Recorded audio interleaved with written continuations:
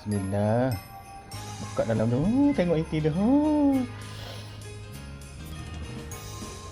So bahan yang diperlukan adalah apple. Apple ni kita akan potong dadu. And then kemudian serbuk kulit kayu manis, gula. And then kemudian sebiji telur. And then kemudian kulit tu kita guna roti putih je. Macam mana? Kita tengok nanti. Jom kita buat. First kita potong dulu apple. Apple ni kita potong dadu. Kau pakai apple merah lah, barulah lagi sedap kan. Dia first kita masukkan butter atau margarin, cairkan dia di dalam kuali. Senang je nak buat inti dia ni. Cup. Dah siap. Kita masukkan pula isi apple yang kita dah potong tadi dadu. Masukkan je apple yang potong dadu tu.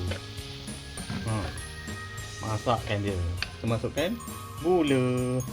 Ikutlah kemanisan yang korang nak. Masukkan. Jangan lupa ini dia serbuk kulit kayu manis. Barulah apple pie. Barulah bau harum semerbak.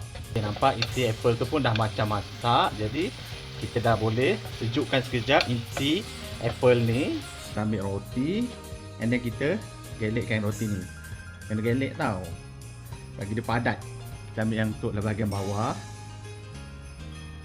Kita letaklah inti tadi, inti yang kita dah masak tu. Nak tak banyak boleh, nak tak sikit boleh, terpulang. Sebab kita yang buat kan. Bahagian atas tu kita ambil, kita toreh sikit je. Sebab kita nak nampak dia macam pie.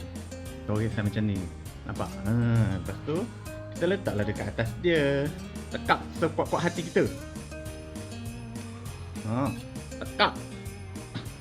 Tengok ni, tekap kiri kanan. Habis semua kiri kanan ni tekap. Yang kat luar ni kita dah boleh buang. Nampak?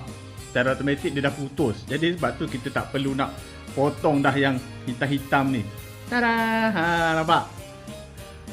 Nampak? Dia jadi lebih kemas. Tak letakkan je kat dalam air fryer. And then kemudian bukan je. Sapukan telur kat atas tu. Nanti apple pie kita jadi lagi cantik korang. Kita masak dekat dalam air fryer selama lebih kurang dalam 10 minit dengan suhu 180 darjah Celsius. Inilah dia apple pie kita menggunakan kulit roti. Tengok nampak cantik kan, kemas, warna keemas-emasan.